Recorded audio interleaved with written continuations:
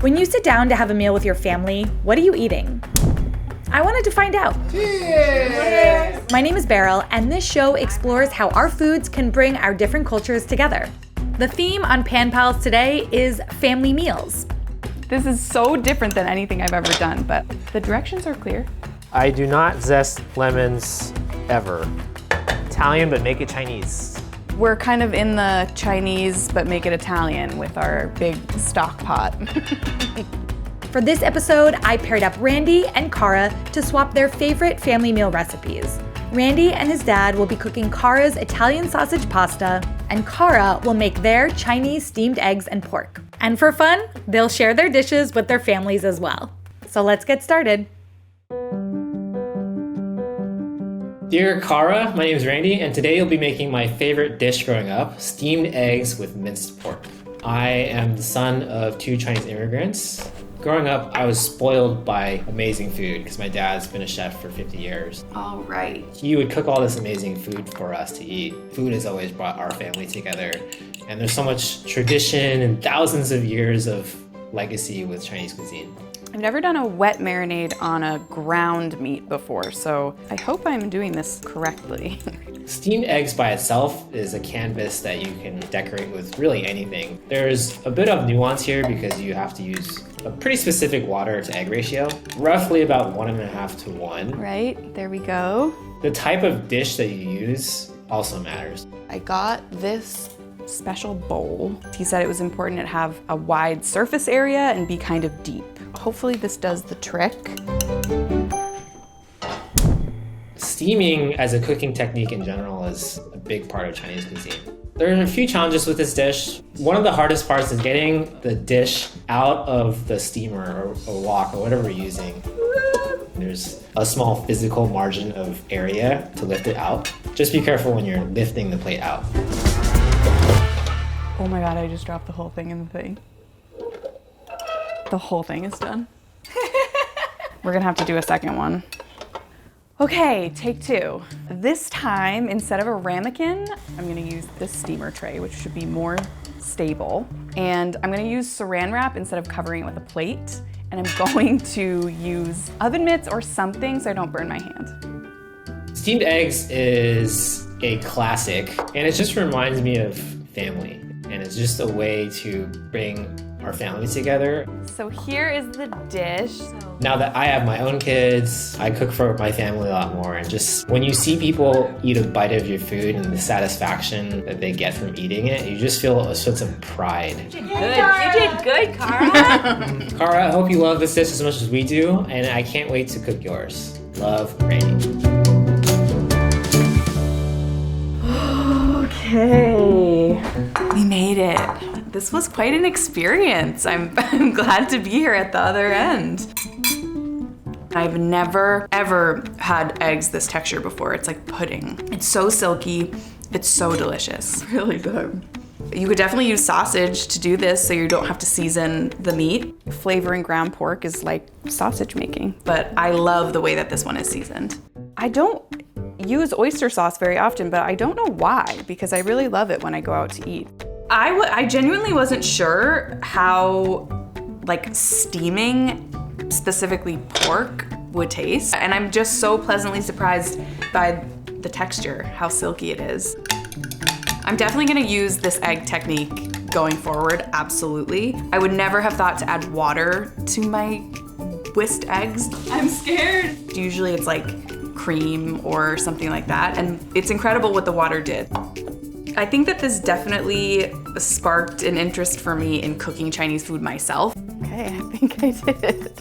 Kind of made me feel a little bit more confident. I'm excited to see Randy eat my family dish with his family because, you know, the way that families cook and eat together is the same all over the world, really. Wait. You made this? I love this. Whoa. Hi Randy, my name is Cara, and today you're going to be making my favorite family meal, which is orecchiette with sausage and broccolini. I grew up outside of Boston. I'm half Italian and half Jewish, and the Jewish side of my family had a butcher shop in the north end of Boston.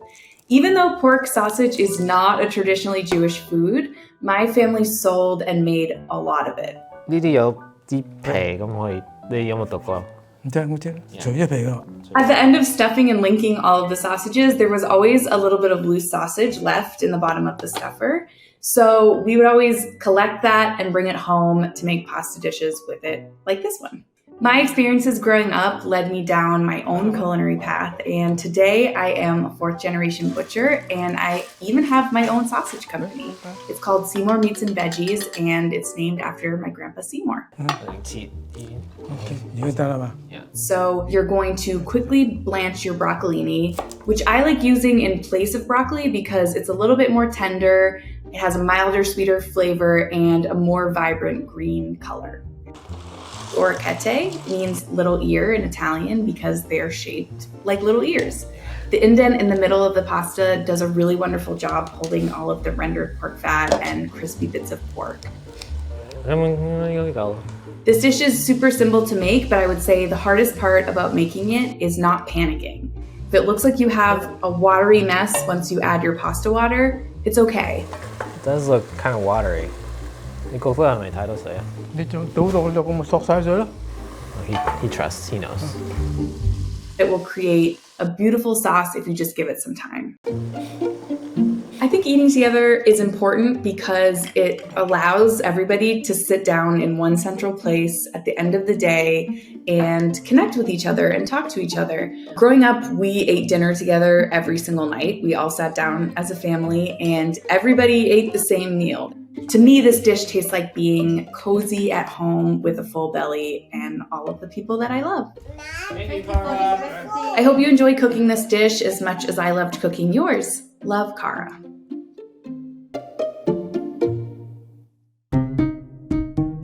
Last. It's bomb. It tastes like perfect. It's got like the earthiness of Parmesan, the zest of lemon. My dad cooked the broccolini like perfectly. Barely want to try some broccolini? Perfectly blanched. Overall, it's pretty easy. It's not unlike other pasta recipes I've made. I don't think my dad's ever made pasta, but I think given his instincts, he was like, yeah, I know how to do this. OK， 我用咗煮啊嘛。 Okay, yeah. 少少硬。你企佢就咁興字嘅。 The idea of like cutting the casing off the sausage and like using all that effort that a butcher put into flavoring that meat and using that as your source of ground meat is pretty genius. Getting to try this recipe that's been passed down, it's like, it just feels like you're eating a bit of heritage. I get to share that with my dad, who like hardly ever eats pasta. When we try other people's cuisine, it's just, you get reminded that despite our cultural differences, we're all pretty similar. Food brings us together. Food has always united families and loved ones. It's just great to experience something outside of what we typically eat. I hope you enjoyed this episode of Pan Pals. Let me know in the comments what is a dish that you grew up eating with your family. And if you liked this show, then you should check out the new season of The Great American Recipe on PBS. The show features 10 talented home cooks in a competition that celebrates the diversity and flavors of foods across the US. You can watch the first episode here on the PBS Food YouTube channel and the rest of the season on the PBS app or your local PBS station.